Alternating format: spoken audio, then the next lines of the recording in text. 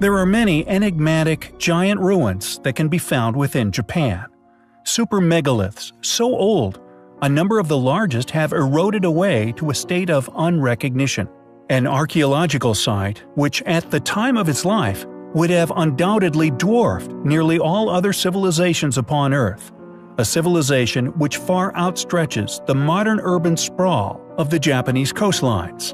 A lost super-civilization responsible for the construction of numerous pyramids found throughout the landscape, some of which are said to lay beneath several meters of earth, which has slowly consumed them over the millennia. Amongst these curious ruins are extremely perplexing, apparently sliced megalithic stones, pyramidal capstones, and also, like many places dotted around the world, legends of giants.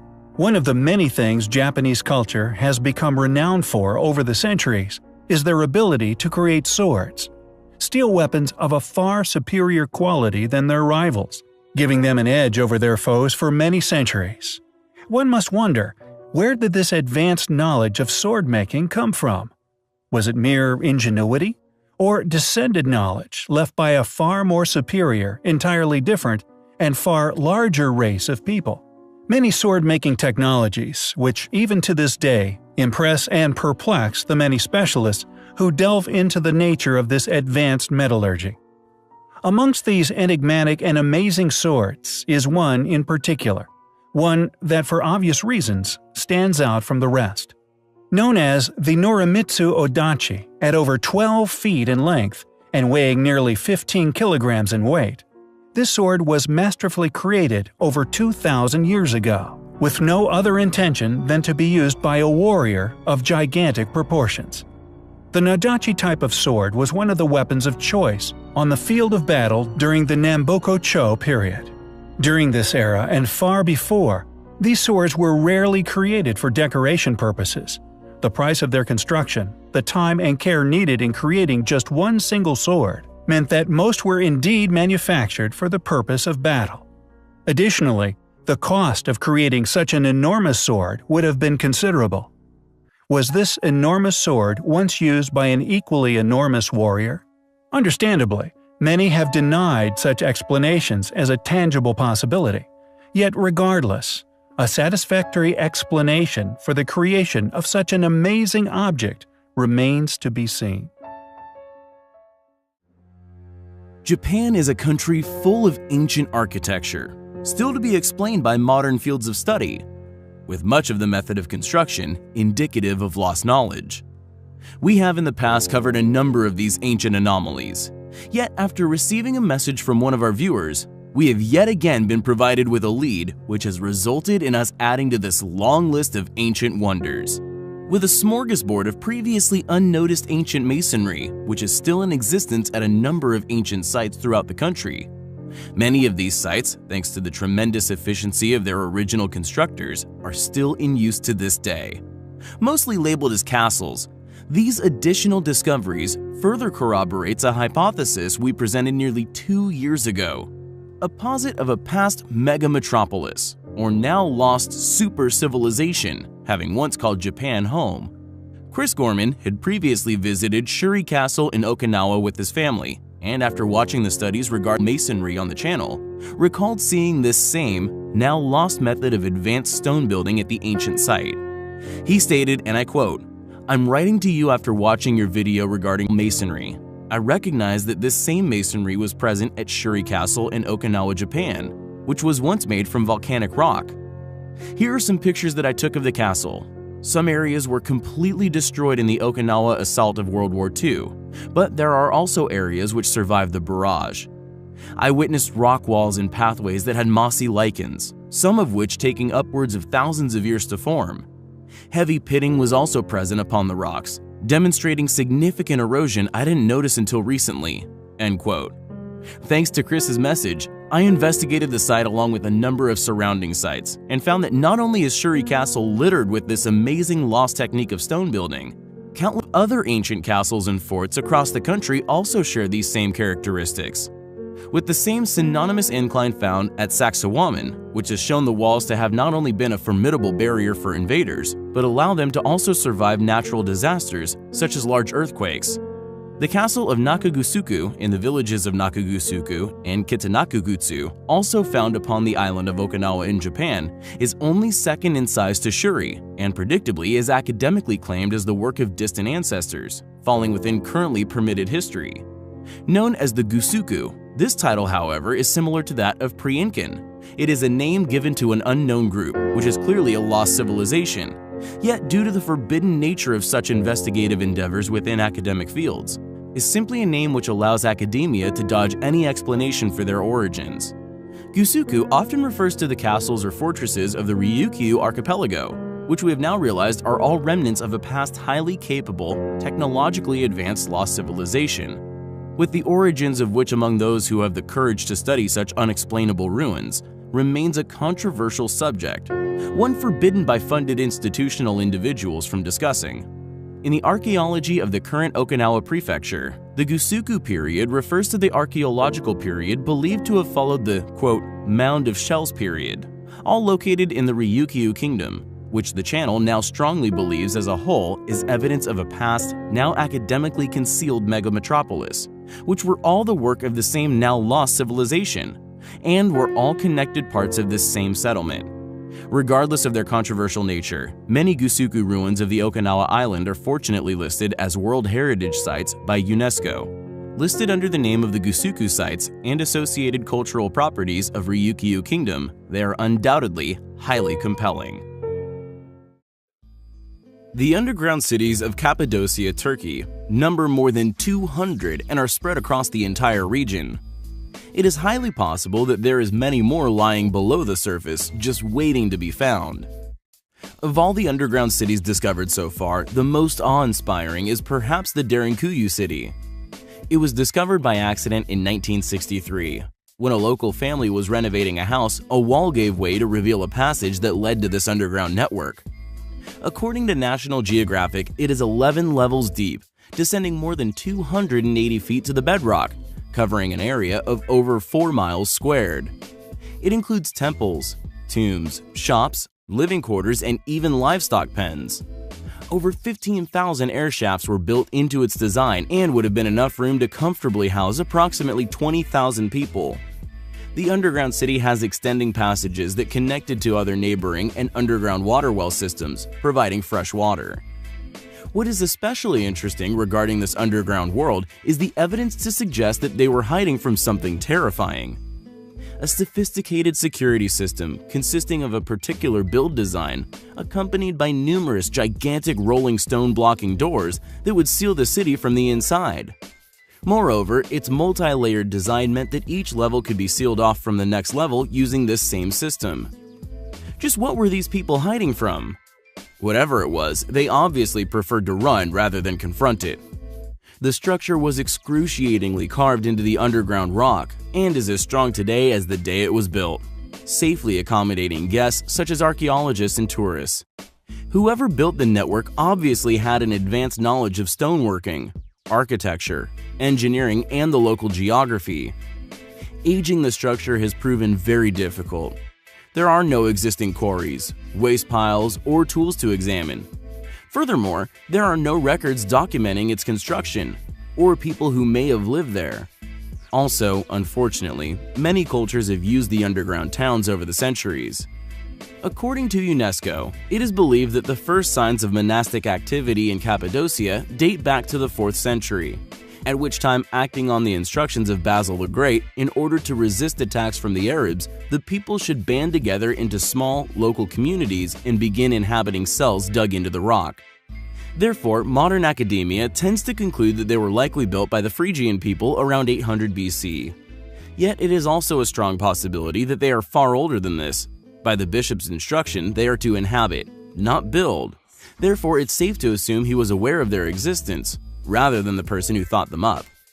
Some believe the underground caves were constructed by the very ancient Persian king Yima. Yima, attributed as mythological by many, is said to have had a lifespan of more than 900 years, a common feature of biblical figures as well. The Zoroastrian text Vendidad states that Yima built an underground city on the orders of the god Ahura Mazda to protect his people from a catastrophic winter. Much like the account of Noah in the Bible, Yima was instructed to collect pairs of the best animals and people as well as the best seeds in order to reseed the earth after the winter cataclysm. This was before the last ice age, 110,000 years ago. Hi guys, so today I wanted to share with you an amazing story. It's about a very bright 15-year-old young lad named William Godory. He has found something archaeologists have missed for centuries. The young lad often wondered why Mayan cities were not located near rivers and seemed to be randomly plotted. This is where the boy made a miraculous discovery. He realized that the ancient ruins aligned with star constellations above, and by using Google Earth, he managed to match up 117 ancient Mayan ruins with star constellations, even discovering a set of 3 stars the Mayans clearly held in high regards that we were unaware of previously. I did not understand why the Maya built their cities away from rivers, on marginal lands, and in the mountains, Godory told French-Canadian magazine Journal de Montréal. They had to have another reason, and as they worshipped the stars, the idea came to me to verify my hypothesis. I was really surprised and excited when I realized that the most brilliant stars of the constellations matched the largest Maya cities. By plotting these star locations, William has seemingly discovered the ruins of a very ancient pyramid, accompanied by a city in ruins, untouched by humans for over 1,000 years. As Daniel Delisle from the Canadian Space Agency told Samuel Osborne at The Independent, the satellite images revealed certain linear features on the forest floor that looked anything but natural. There are enough items to suggest it could be a man-made structure, he said. Godory has tentatively named the lost city Ka'ak-Chi, meaning Firemouth, and will be working with researchers from the Canadian Space Agency to get his discovery published in a peer-reviewed journal. He'll also be presenting his findings at Brazil's International Science Fair in 2017. However, in a strange development, a scientist, supposedly, quote, familiar with this Mexican region where the odd city-like features have been discovered, says at least one of them is an abandoned cornfield. How he knows this is unknown. We visited them, and my grad students know them quite well.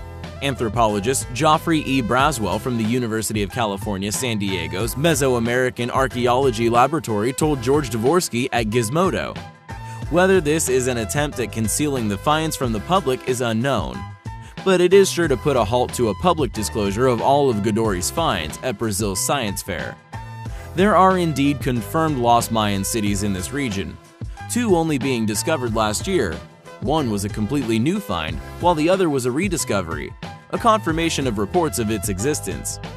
With the young man coming up with such a compelling theory, complete with confirmed hypothesis, and ruins being confirmed as dotting the 1,800 square mile region of jungle, you have to wonder how specialists can shrug such positive leads off from such a bright young person without further investigation, whether withheld from public scrutiny or not.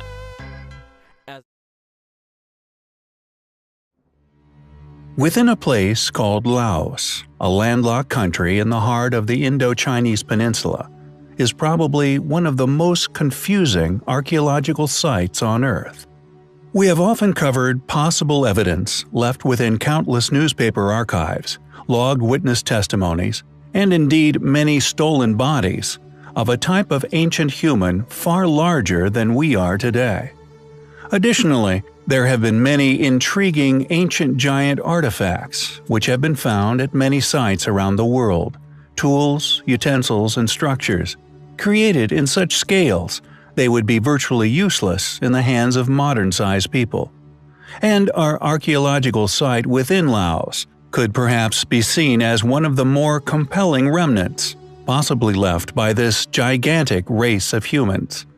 However, what is seemingly the most perplexing mystery regarding this site is the aptly named Frogman, discovered at the center of this entire historical puzzle.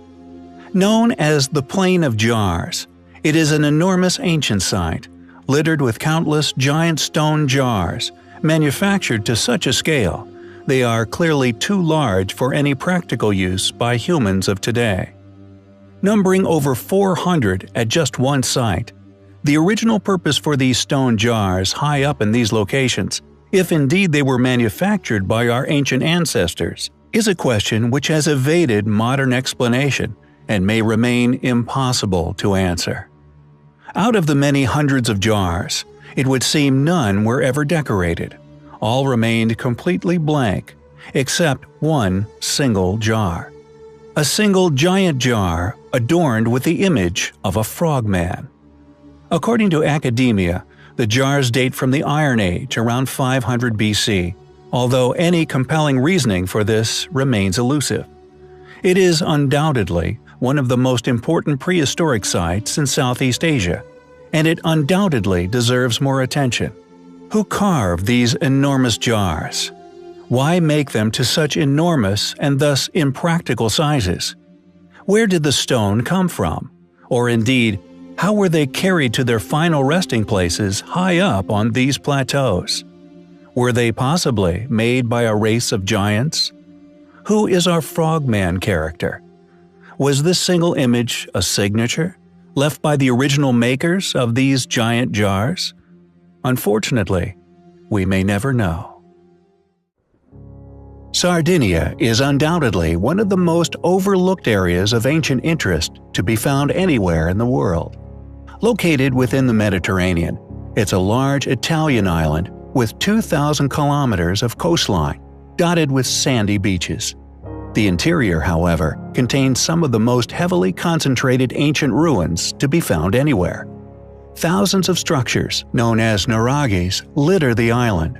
Stone structures masterfully shaped like beehives, often with domed roofs, that from inside reveal the mastery of the original constructors, with the largest and oldest of which, known as Su Nuraghe in Barumini.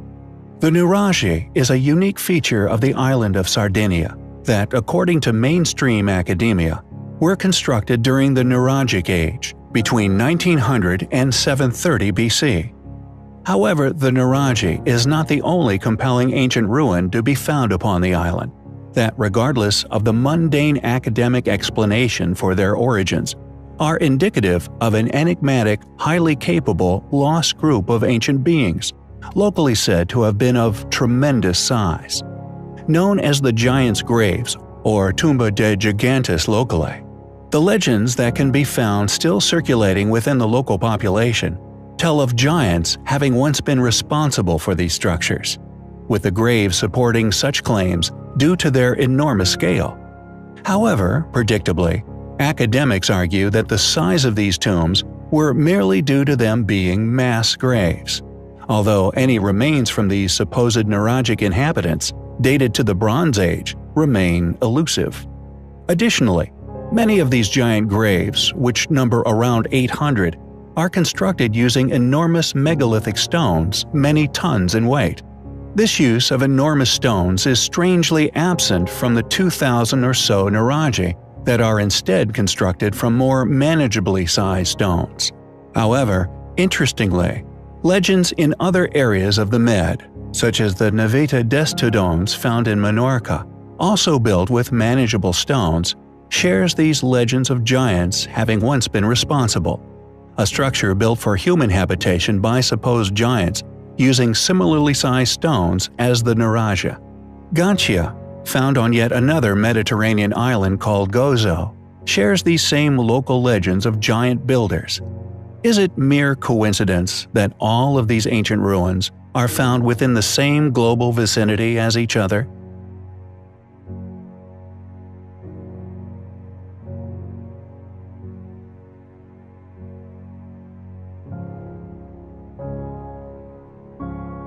An extremely ancient ritual, still practiced within Sardinia, predating Christianity by a considerable time, could hold clues to the construction of these giants' graves.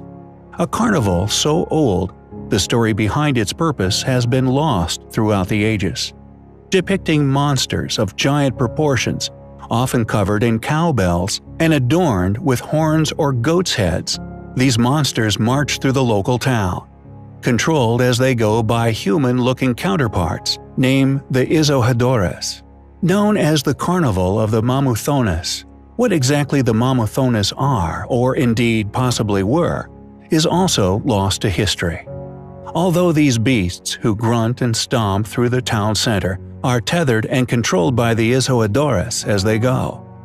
Were these mysterious beasts once a real creature, were they utilized for their strength and size by these Isodoras to build the inexplicable structures still found within Sardinia? Are these widespread yet openly shared local legends passed down from generation to generation pertaining to giants having once been responsible for Sardinia's intriguing ruins a true story? With the visually stunning ancient ritual still preserved by the Sardinians, clues to the origins of the giants' graves and indeed the Nurages? We find the spectacle practiced by the Sardinians, along with their local legends surrounding the giants' graves, highly compelling. We recently covered the astonishing archaeological discoveries located within the modern-day Turkey. We discussed the unexplained ancient ruins of Göbekli Tepe, clearly a remnant of a far more ancient, far more advanced civilization than academia would ever allow contemplation of. Additionally, and the focus of the last video, the other ancient gem known as Norsen Tepe, a highly complex, thus highly advanced ancient temple, whose contents indicated no less than 40 additional re-inhabitations of the structure after the original construction, now conveniently hidden under several meters of water, submerged during a dam building operation. Why this operation was undertaken, or indeed why this site in particular was chosen for flooding, may become apparent with our next place of interest. It seems that some of the sites within Turkey have revealed some extremely well-preserved, extremely ancient artifacts left by numerous as yet unknown civilizations. And although these finds have seemingly been concealed from mankind, fate is seemingly on our side. Ironically, a site of complete opposite characteristics, having not been touched or re-inhabited for untold millennia, has also been unearthed within Turkey. Alaçahoyuk, a site on the surface perceived to have been a primitive archaeological ruin dating back to 2350 to 2150 BC, over 4,000 years ago. And yet, upon deeper exploration, an analysis seemingly undertaken too late for academia's dating has shown that the site possesses evidence of the same lost technology, or more specifically, advanced knowledge of stone construction found at many other ancient, unexplained sites around the Earth, like Sacsayhuaman, a site we also covered previously. It must be clear to everyone that academia's dating of these sites is not accidental. Was the dating too hastily concluded? We would assume that a dating of over 4,000 years is now difficult to accompany with such advanced knowledge of stone carving and construction. Just how old is Alaçahoyuk? And the same question as always, based on the unexplainable knowledge involved in its creation, who could have built it? We have, in the past, explored some truly remarkable ancient ruins that can be found within Russia. Some of the largest blocks to be found anywhere on Earth can be found within this enormous country, along with many other intriguing and spectacular finds still left to be publicly documented, most notably within the notoriously hostile and extremely eerie Ural mountain range, a place long rumored to be the home of the elusive snow yeti. Left abandoned for untold millennia, laying within a Siberian lake far from modern civilization, rests one of the most scientifically baffling sites to be found anywhere on planet Earth. Claimed to be only a mere 1,300 years old, yet any compelling evidence to back up such predictable claims by certain bodies within historical academia are not forthcoming. Additionally, they harvest no real logical explanation for the site's clear antiquity, reason for abandonment, or indeed construction. It seems with very little to go on, certain groups within constrictive learning practices would like the world to believe that this perplexing site was built a mere 1,000 or so years ago. Known as Por-Bajin, it is a 3.5-hectare artificial man-made island, located in a remote, unnamed Siberian lake between the Sayan and Altai ranges, about 3,800 kilometers from Moscow near the Mongolian border. The site was first discovered in 1891, and the purpose of the island has still not been explained over a century later. It is still a mystery for, quote, experts to explain, although they still strongly insist it was constructed no more than 1,400 years ago. An in-depth archaeological exploration took place in 2007, with archaeologists discovering clay tablets of human feet and faded colored drawings on the plaster. These were subsequently used to date the site to quite recently within antiquity, allowing experts to say that the island was built during the period of the Uyghur Khaganate between 744 and 840 AD. However, they severely lack any clear explanation as to what their motives would have been for constructing such a fortress, in such a solitary place so far from trading routes, their own civilization, or indeed anything else of interest. As with many other confusing and as yet unexplained ruins around the world, the archaeological strata most preferred to academia's currently upheld story, in regard to chronological events, will always be preferred, and the controversial and often strong evidential datings are ignored or destroyed. Is Port-Bajin a far older and once far more advanced site than we are led to believe? With the advances in technology allowing us to venture further and further into the wilderness, it is only a matter of time before a self-funded, inquisitively minded individual gets a chance to take a really good look at this amazing place. Most people have never heard of Pareidolia, but nearly everyone has experienced it.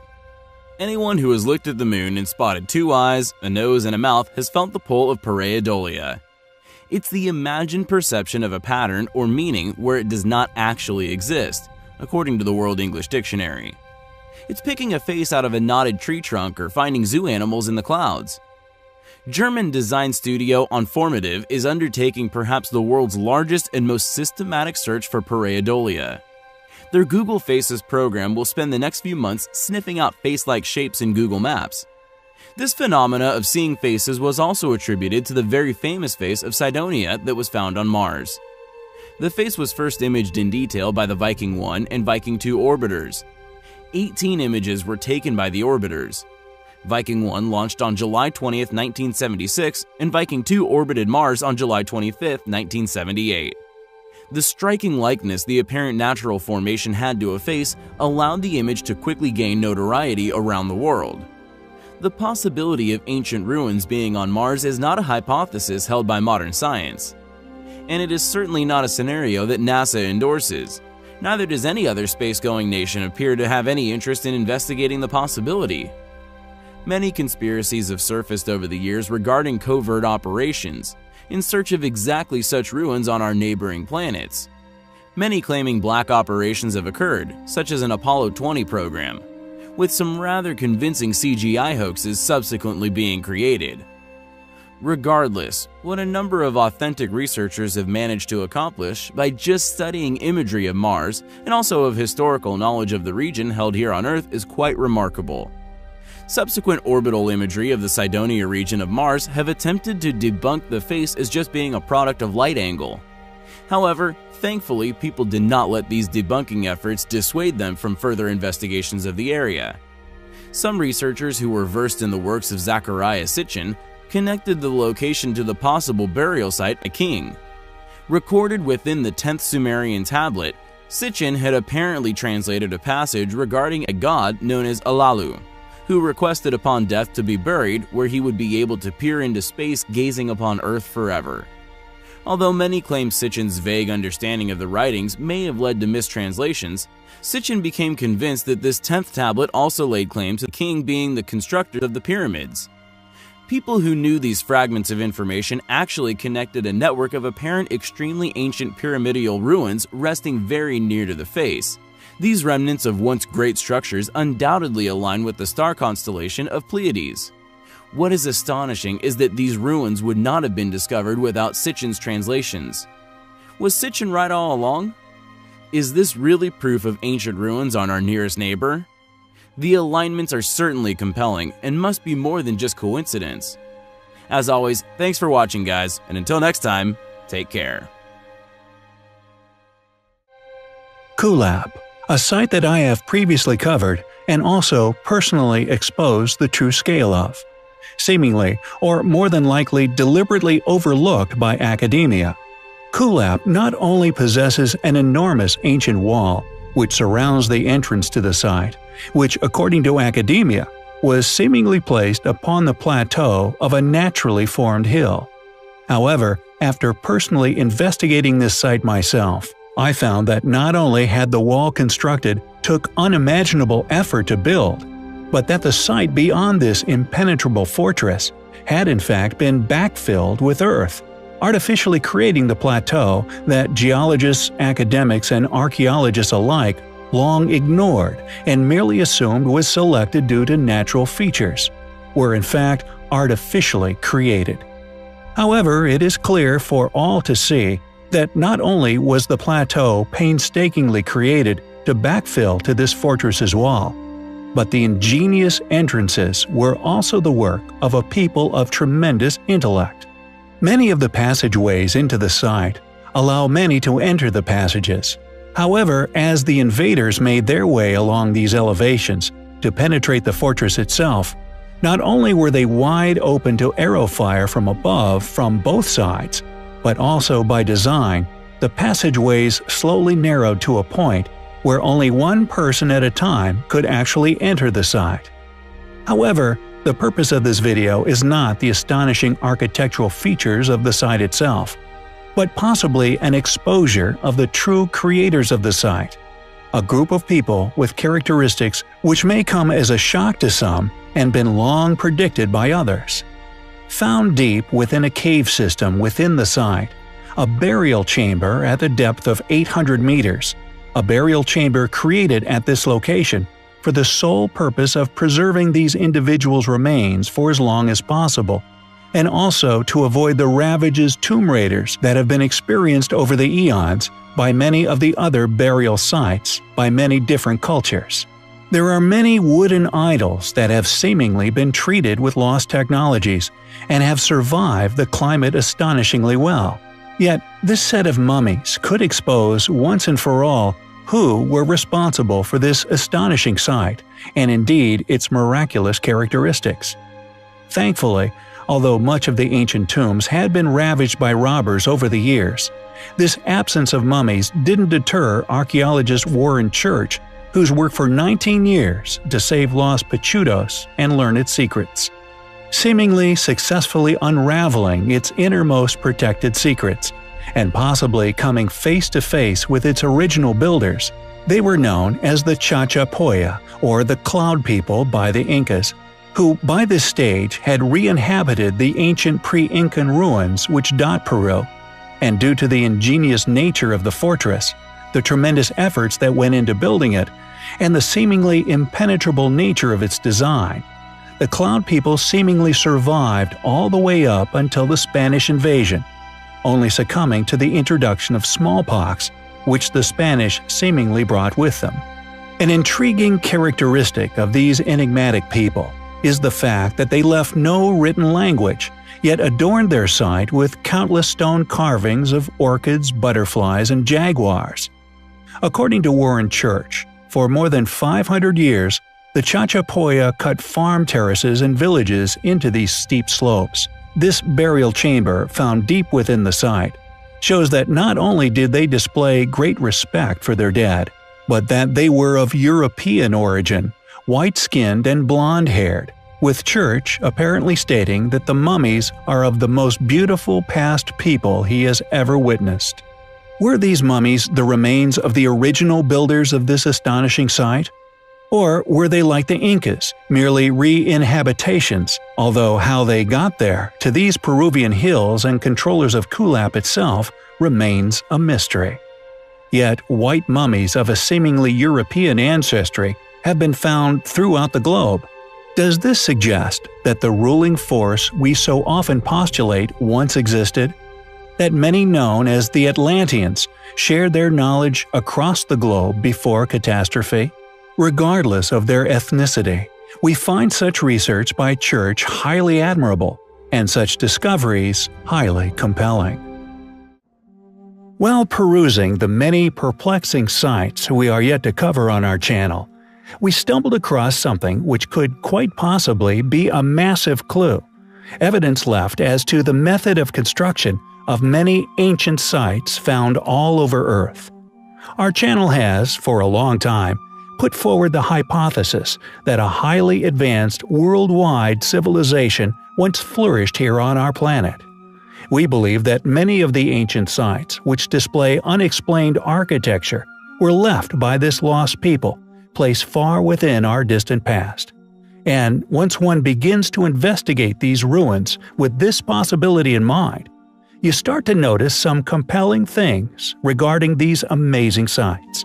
For example, the metal clamps we have previously covered, often created using impressive mixes of alloys and somehow poured molten, could now be seen as earlier architectural examples less than the mortarless, mysteriously notched stonework, also found in similar areas all over the world, with the more precise and thus more impressive stonework seen as a later, more sophisticated method of construction. What's more, although virtually all ancient sites have been dated to the most convenient suspects within known taught history, there also exists the numerous caves and temples, hewn from the solid bedrocks, carved with such accuracy and vision, they elude recreation even by our modern-day technology. And while looking at an amazing rock-cut cave within the site of Mamallapuram, India, a site we are now convinced was left by this same civilization, a curious piece of evidence seemingly presented itself. Upon the roughly finished roof of this ancient cave is evidence left by the same technology used to not only cut the astonishingly huge Longyu caves, but also the abandoned Langshan quarry, both in China. This discovery, we believe, is only just the beginning of a realization that these telltale signatures are present at many other unexplained sites around the world. We have long stipulated that many of the ancient ruins claimed by our more modern-day ancestors are most likely not their actual creations. If the structure does date to this more recent age, they are usually found to be sitting upon the telltale remnants of a highly precise ancient foundation, originally left by this elusive group. Who were these amazing people? When did they flourish here on Earth? What happened to them? Why did they never record how they created such wonders? Although it is easy for skeptics to argue that the caves and architecture were merely created through excruciating hard labor, any practical demonstration of this has eluded us for many centuries. Furthermore, many of the extensive cave excavations found all over the world, presumably dating back to this bygone age, are all absent any waste, as if the machine tasked with creating these underground labyrinths turned stone to dust. And although the technology and/or possible machinery tasked with the job has evaded modern archaeology to this point, it is clearly another piece of evidence which takes us one step closer to unraveling the true history of our planet. Bozda Cave, within modern-day Turkey, is unquestionably an astonishing place. An enormous cave system that many people simply assume is a natural formation, with select areas quarried out, subsequently used to build numerous ruins throughout the area. However, what many people have seemingly overlooked, and we presume funded academics have deliberately ignored, are the signatures left all over the stonework throughout the network of caverns, strongly indicating that this huge complex was once, somehow, hewn by ancient man. Also, and perhaps most intriguingly, is that this task was completed using a number of different advanced tools, whose marking, thanks to ours and others' astute research, has also been found scarred upon many other ancient sites, some located far away from this enigmatic cave system. The stone, once quarried out to create this enormous cavern, subsequently located as having been used to create a number of remarkable precision-cut monuments, including a once existing wall which surrounded an ancient site known as Hairan. Additionally, due to the realization of this quarried stone having been used in Hairan, In addition to our own previous research, we have successfully linked Bazda to yet more ancient ruins, all dated to vastly different eras within history. Thanks to our channel's creator possessing a photographic memory, we have correlated undeniable characteristic similarities, connecting many of these ancient sites throughout the world. Firstly, the signatures left by advanced stone-cutting technologies, tool marks left upon the cave system's walls. Scars upon the stonework, which are present at many other sites, Baalbek in Lebanon, Petra in Jordan, Yangshan Quarry within China, and at least 2 rock-cut monuments within India, the roof of a precision-cut cave, and an unfinished temple known as Veduvan Koil. This crescent-shaped scarring, often of an overlapping fashion, we feel is reminiscent of scars left by modern-day tunnel boring equipment.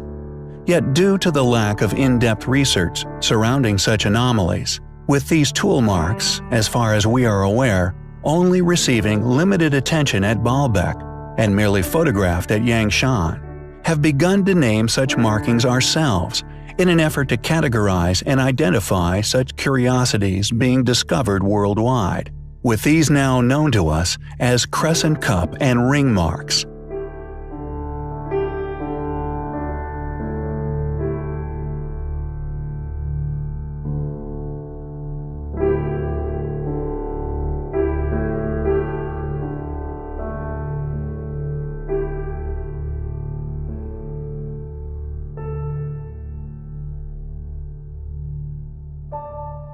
The second form of scarring, found upon much of the cave's roof, now known to us as groove and ridge markings, are distinctly different in form and appearance to the crescent cup and ring marks. These rows of grooved scars, however, are identical to those found in plain sight upon the unfinished obelisk located within Aswan Quarry, Egypt. A stone monument well over 1,000 tons in weight, which has long been academically argued as having been abandoned where it lay, due to a fault line discovered during the quarrying process. However, interestingly, others have presented strong evidence that this crack appeared later within history. A fellow alternative researcher, Chris Dunn, argues within his book Advanced Technology in Ancient Egypt that the crack happened later on in the obelisk's life, and that the monolith was abandoned before the fault appeared. Backing up his claim, he shows that details upon the monument were being engraved over the top of the location of the fault line, an undertaking that would have clearly been illogical.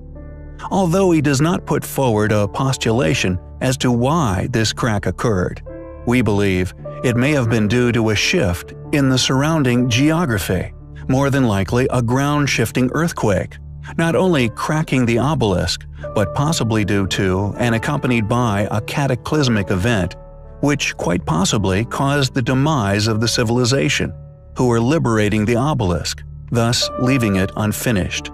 But I digress. Our focus is upon the scars left by enigmatic, clearly advanced stone-cutting tools, preserved with clarity upon the erosion-resistant granite of the obelisk. These exact markings also undeniably litter the ceiling of the Bazda cave. Additionally, these groove and ridge marks are also found upon the megalithic, often polygonal stonework within Peru, at Cusco, the fortress of Sacsayhuaman, and Machu Picchu, to name but a few.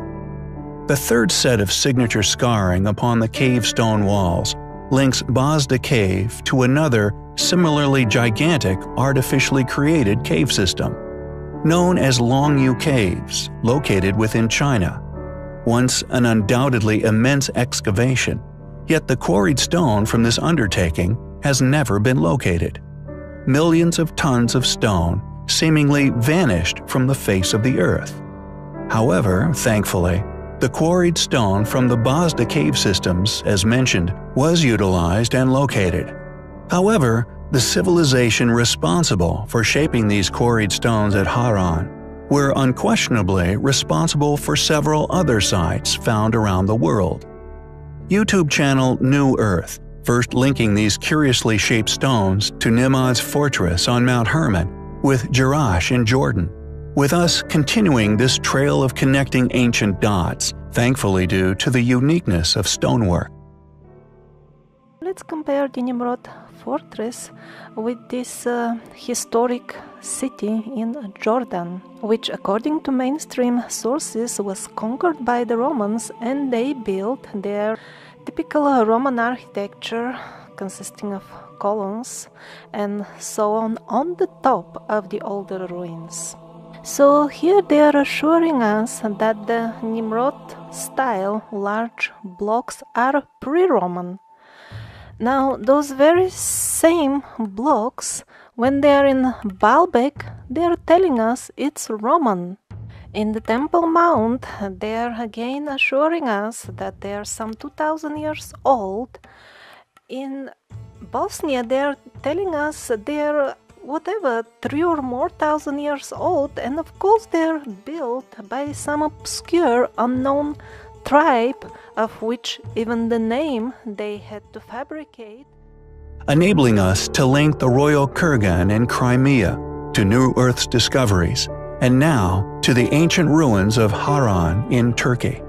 Not only can we argue that this cave system was indeed man-made, but is the only site we know of that possesses such an array of these enigmatic stone-cutting technology scars, allowing us to successfully link it to at least 15 ancient sites around the world. The cave itself, Basran, Haran, Baalbek, Petra, Jerash, Yangshan, Longyu, Vetivan Koil, Malmala Param, Cusco, Sacsayhuaman and Machu Picchu, Nimrod's fortress, and the Royal Kurgan. Possibly many others we are yet to recognize. In conclusion, the vast array of different, as yet unidentified, advanced stone-cutting equipment scars present within the cave, each leaving its own unique signature upon the stone. The shaping of these stones, unique to an unknown civilization's signature handiwork, found worldwide, used within an array of as yet unexplained ruins, academically claim to be of vastly different ages and the work of vastly different cultures. We find it not only clear evidence of academic fallacy, but incredibly compelling.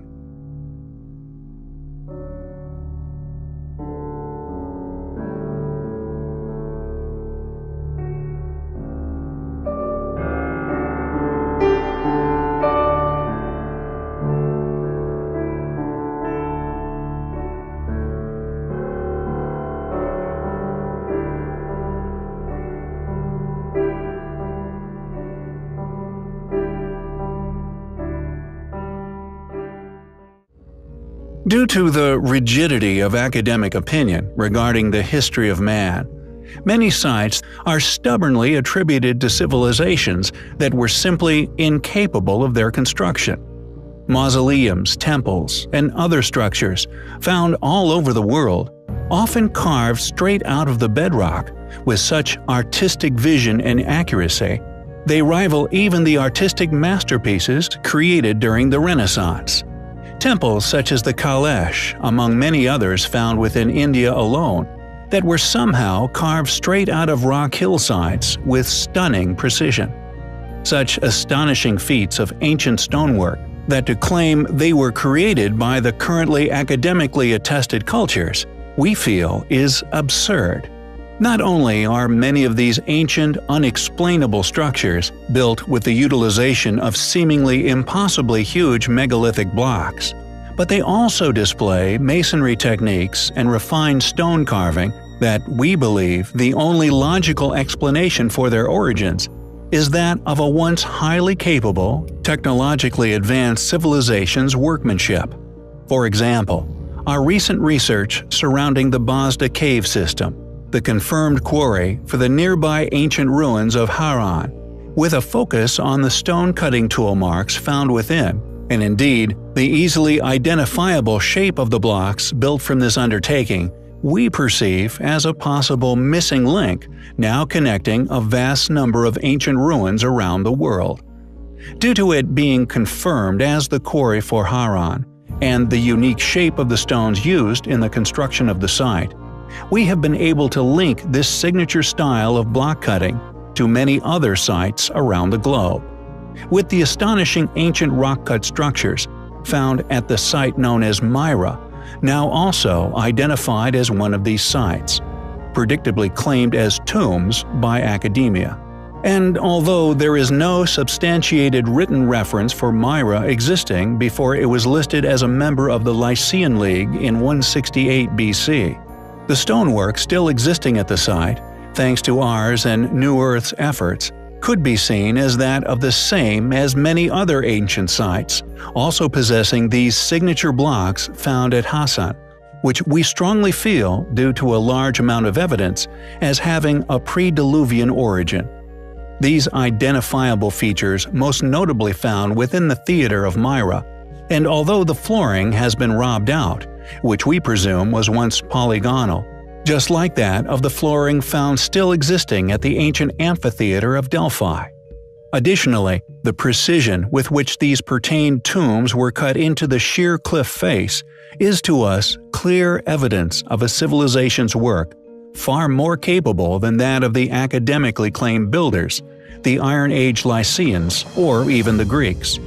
We suspect, like the many other incredibly built ancient sites around the world, this site was merely re-inhabited by later civilizations, utilized and indeed claimed as their work, not only due to an absence of documentation of their existence prior to this habitation, making academia's claim to their creators an easy assertion to make, but also due to the perceived illusionary capabilities that these monuments would have lent to the Greeks, and prior to them, the Lycians' architectural skills. There are two necropolis of these rock-cut temple fronts found at Myra, the first being the river necropolis, and the second being the ocean necropolis. The best-known tomb in the river necropolis is the Lion's Tomb, also called the Painted Tomb. This name given to the tomb by traveler Charles Fellows, who in 1840 found the tomb to have still been colorfully painted in red, yellow, and blue. Lycia is known to history since the records of ancient Egypt and the Hittite Empire in the Late Bronze Age. It was populated by speakers of the Luwian language group. Written records began to be inscribed in stone in the Lycian language after Lycia's involuntary incorporation into the Achaemenid Empire during the Iron Age, with ancient sources indicating that an even older name for the region was Alope. How can academics continue to claim that such precisely cut stone structures were the work of such primitive cultures? We believe it to be far more logical to presume that these precision-cut structures were already in existence during these eras, and probably the reason for the area's initial inhabitation. Who built the ancient rock-cut structures of Myra? Were they, as we postulate, created by the same advanced lost civilization we have linked through the stonework to sites the world over? It is undoubtedly an incredible location, with particular identifiable features, which we find highly compelling. After many years exploring the remnants of a past highly advanced lost civilization, a civilization who after extensive study we have identified fingerprints of on literally every continent on Earth, whose identity we have relentlessly searched for, we now feel, after several astonishing realizations, that it may have been right under our nose this entire time. A civilization that, no matter which ancient ruin you find yourself within the world over, undoubtedly vanished during a mysterious event, coming to an untimely demise at the hands of a possible cataclysm, with many theories surrounding a great flood of biblical proportions. As most of you will be aware, there exists legends of a mysterious civilization, which seemingly shares these rumors of demise, yet the connection between them, as far as the general population is aware, has never been made. A civilization that many a scholar has concluded was not only a highly capable, technologically advanced and highly intelligent group, but was also hell-bent on world domination. This civilization is most commonly known as the Atlanteans.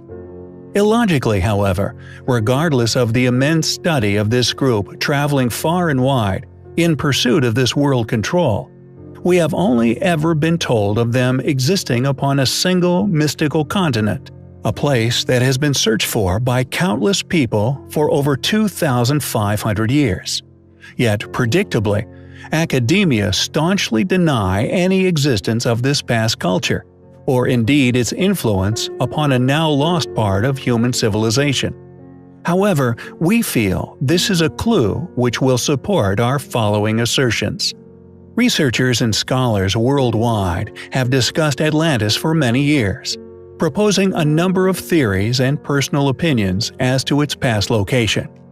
A theory of a single continental inhabitation we now feel has been a successful red herring, leading many a talented investigator down an inevitable dead end. Ken Feder, professor in archaeology, however, suggested several things regarding Atlantis in his book Frauds, Myths, and Mysteries: Science and Pseudoscience in Archaeology.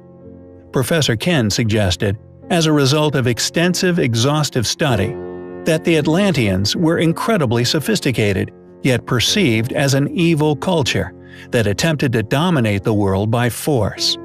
Professor Ken portrays the Atlantean civilization as an evil and war-based civilization, whose only goal was conquest, a hypothesis we feel we can not only support, but extend upon with a large volume of our own research. A Swedish scientist and writer called Olaus Redbeck proposed a rather interesting theory. Between 1679 and 1702, he wrote a 3,000-page treatise comprising a total of 4 volumes called Atlantica, in which the author attempts to suggest, and indeed prove, that Sweden was Atlantis, the cradle of civilization, and that all human languages evolved from Swedish. We do not confirm nor deny this hypothesis, but we do feel, regardless of where the Atlanteans originated from, they were not existing upon a single mystical continent that sunk into the abyss, but were indeed the dominant force which could be found settled throughout the world.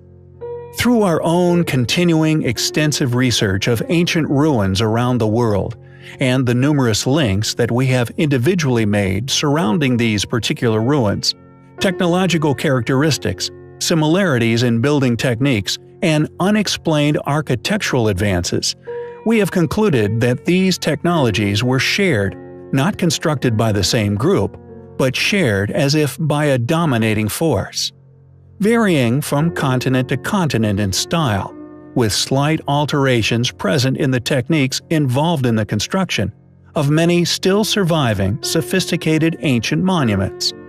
We have found, and indeed proven beyond doubt, that there is indeed undeniable links between the technologies used in their construction.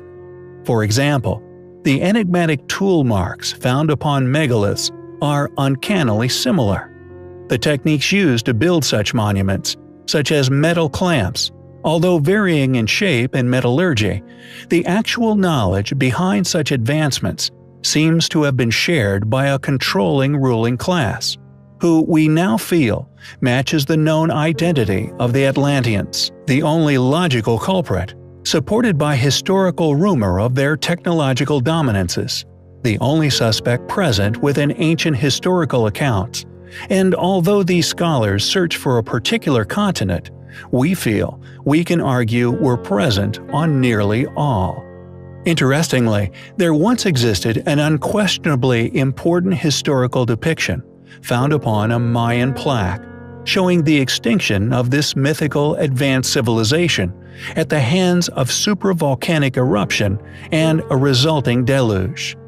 We hypothesize, and we feel quite logically, that Atlantis sunk due to a worldwide cataclysm, and although they may have indeed originated from a specific location, Atlantis was not a single continent, but the pre-Diluvian world, thus can be identified as the worldwide advanced civilization we have searched for, and regardless of our own continued research, which supports the existence of a civilization that does indeed match their description, Clues have also been left to us regarding this possibility throughout history by some of the greatest philosophers to ever live.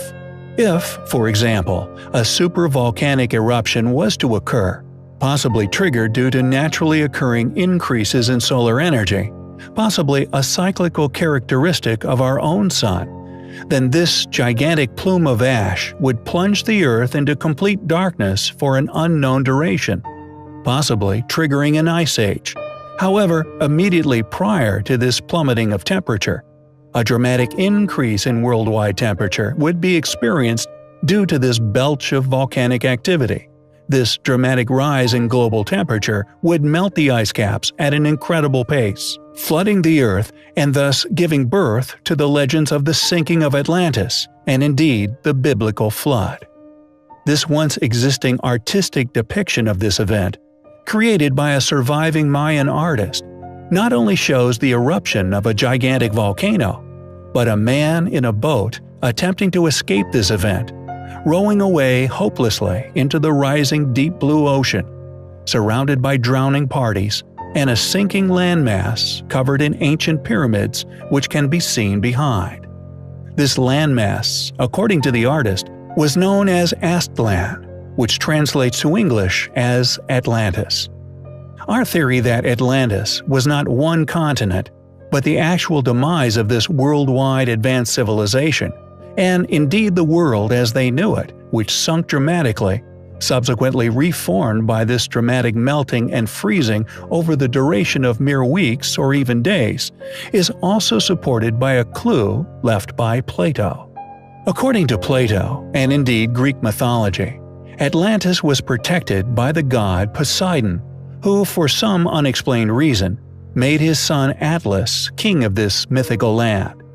We perceive this explanation given by Plato as a clue to the fate of not only Atlantis, but the pre-Diluvian world. Atlas being the defining individual and indeed word which could unravel this mystery. Is it mere coincidence that Atlas is incredibly similar in lexical similarity to Atlantis, and also that it is the name given to the map of modern landmasses and indeed the oceans of our modern world? Could this making of Atlas as king by Poseidon, claimed by Plato, be an admittance to an awareness of the Atlanteans' fate by Plato himself, with Poseidon deciding the fate of Atlantis, the god of the sea, earthquakes, and thus cataclysm? Has this mythical continent of Atlantis never been found because we have already found it? Proof of their existence, and indeed inhabited landmasses, being all the existing advanced ancient ruins we so often cover here on our channel, which escape explanation, surviving above the waves. Not only has the ancient pyramids been found to have once been submerged under several meters of seawater, but countless other ruins we have covered also share this intriguing characteristic. Are we looking at the past existence of the Atlanteans every time we explore an as yet unexplained advanced ancient ruin? The instructors of these ruins, the font of this knowledge, having been the Atlanteans themselves, who, just like the legends tell of, met their untimely demise at the hands of a great deluge? We find the evidence to suggest such highly compelling. Mersin, a large city and port on the Mediterranean coast of southern Turkey with some extraordinary ancient ruins. Named after an aromatic plant, Myrcene, a genus of the myrtle plant family, a plant which has a deep and mysterious historic relationship with humans, still to be found growing in abundance in the area. A place which 17th century traveler Eviaci Liber wrote of, noting an ancient clan named Marcinoi Liber, presumably also named after this special species of plant. Excavated by John Garstang, who managed to examine 23 levels of occupation at the mysterious ruins. According to academia, the ancient fortifications found at the location were put up around 4500 BC, with the site, like so many others we have covered over the past 2 years, abruptly abandoned at some point within antiquity. that although obviously due to a cataclysmic event far before 4500 BC, is a date argued by funded academics worldwide. Our recent video explaining our own conclusions of this being due to natural cyclical solar activity, subsequently triggering volcanic eruptions, which in turn triggered great floods and a possible ice age. It seems struck a chord that some do not want resonating, with it being aggressively dismissed by a volley of objections, coming from several directions and sources. Our own thesis, based upon personal, exhaustive, and detailed exploration, often accompanied by our own personal discoveries at sites the world over. Discoveries never before made or indeed publicly shared. Often intriguing connections linking these ancient sites with each other. Our theory regarding their demise, however, has been attempted to be dismissed, seemingly en masse, in favor of a comet impact, with most of mainstream media, including Nat Geo and indeed the Smithsonian, not forgetting a certain suspiciously successful YouTube channel, which we shall not mention the name of, who we now perceive as controlled opposition to our own hard-earned discoveries and conclusions thereof, releasing a volley of opposing claims shortly before and immediately after our own release of information surrounding our solar hypothesis. This released within our video concerning Atlantis being that of the pre-Diluvian world, rather than a single continent, with these mainstream entities pushing an opposing theory in unison, relating to a conveniently timed discovery of a comet impact crater in Greenland. Additionally, we also believe we have unraveled, after some contemplation, their motivations for attempting to conceal solar activity as being the original causation. Yet, we will leave it up to you to decide why these ancient sites worldwide were seemingly all abandoned.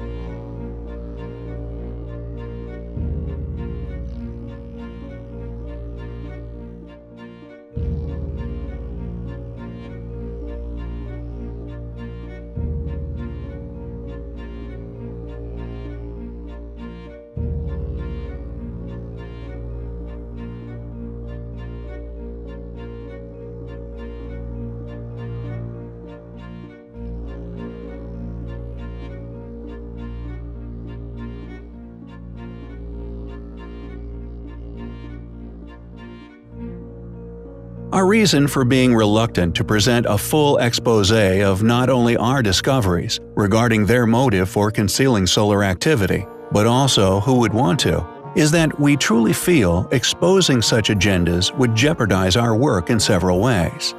We may digress, however, if we continue our work along the same path. The astute among you may come to realize such motivations on your own. The focus of this video, however, is not solely regarding the recent attack we witnessed upon our work, regardless of the mountain of evidence we have surrounding solar activity. It does not regard the Neolith's worship of the sun, a culture we have long postulated were a surviving fragment of this once highly advanced civilization, or rather, what we now perceive was an obsession with the observation of the sun due to fearful memories, rather than that of worship, but rather the uncanny, advanced, as yet unexplainable architecture, which can be found dotting Mersenne and indeed the world. Mersenne, like many other extremely ancient, well-built fortifications, became a part of many states and civilizations: the Hittites, Assyrians, Persians, Greeks, Seleucids, and Lagids, to name but a few. With polygonal masonry being one of the most easily recognized characteristics, a characteristics for all you amateur explorers out there to use, to easily identify sites as pre-Diluvian. Littering the site, it is a sophisticated, unexplained form of masonry that is also found within Peru, Egypt, Necromanteon, uncannily similar in style, may we add, although many other Greek sites such as Delphi, Italy, Japan, South Korea, Turkey, Lebanon, and so on. A method of construction left by a civilization we now feel the evidence for the existence of, and indeed them being academically hidden thanks to ours and others' exhaustive efforts, has become overwhelming. and our suspicions regarding the reasons for the concealing of them, and indeed the reason for their demise, are irrelevant. Even if subsequently blaming climate fluctuations upon our planet, on human activities, is not only incredibly profitable, but also a cunning method of controlling the human population. These circumstantial factors are irrelevant to the evidence of the past existence of this extremely intelligent, clearly technologically advanced, and capable civilization. Evidence that has seen funded institutes scrambling to push specific opinions upon inquisitive minds. Regardless of whether we now realize the motivation behind the attack on our channel, undoubtedly being due to the fact that we are certainly onto something, regardless of Poseidon's trident, the undeniable links of this symbolic weaponry with modern-day destroyers, whether physical nuclear threats or spiritual depictive clues, indicators of specific human capabilities, not placed out of mockery, but a nod to those in the know, that if you watch our previous video carefully, will realize strongly supports our theory regarding the Atlanteans, Plato's clue, and academia's awareness yet concealment of such realities. These modern factors are irrelevant to our mission of unraveling the past. However, the fact that it seems that we must now tread carefully regarding the truth of ancient Earth, we do not find concerning, for indeed, we have long expected this reaction, a consequence we predicted would occur once we started to get close to a truth hidden by profiteering. Rather, we find it all to be highly compelling.